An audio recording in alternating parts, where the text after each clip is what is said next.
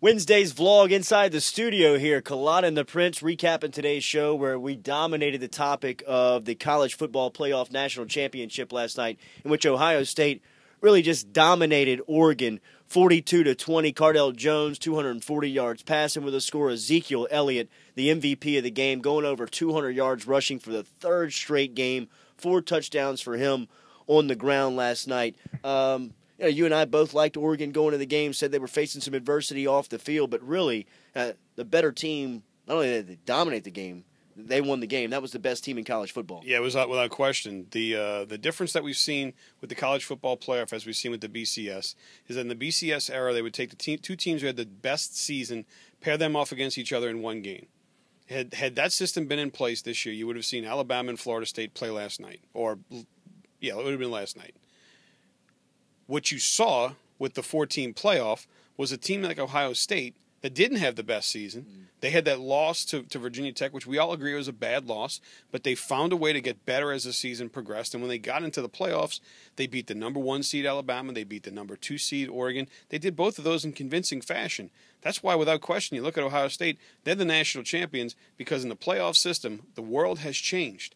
It's no longer about how good can you just be in the regular season. You have to make sure that you're getting better as the season progresses and finish with a bang in the playoffs. Braxton Miller's already been asked about his future in Ohio State. He said he's not ready to comment on that, on whether he'll be back to the Buckeye program.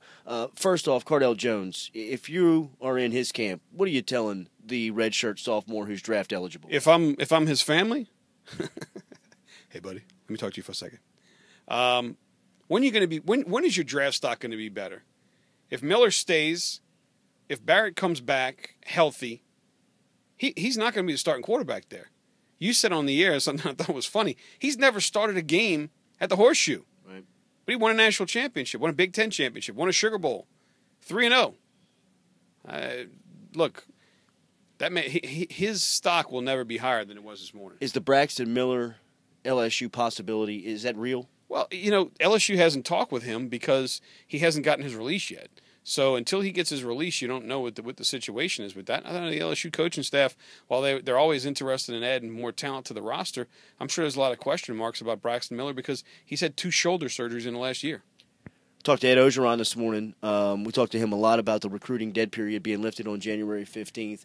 Also talked to him about C.C. Jefferson, who's going to give LSU a visit. That's big news. Jefferson, really one of the dominant defensive players in the 2015 cycle. Yeah, Florida, Ole Miss, and LSU will get the last 3 visits for C.C. Jefferson. He's going to come in on the last week, which I think is a positive for LSU.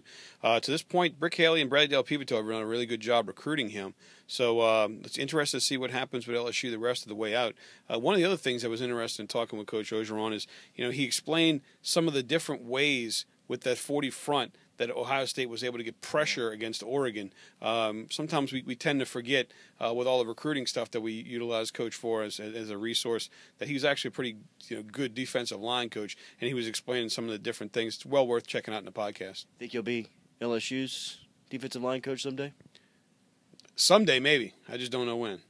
Ed Ogeron with us every Tuesday, 7:30. You can catch that at 1045ESPN.com. And our conversation with Chad Mahaffey today I thought was pretty interesting, adding just some insight to spread concept, principles, and what you're looking at.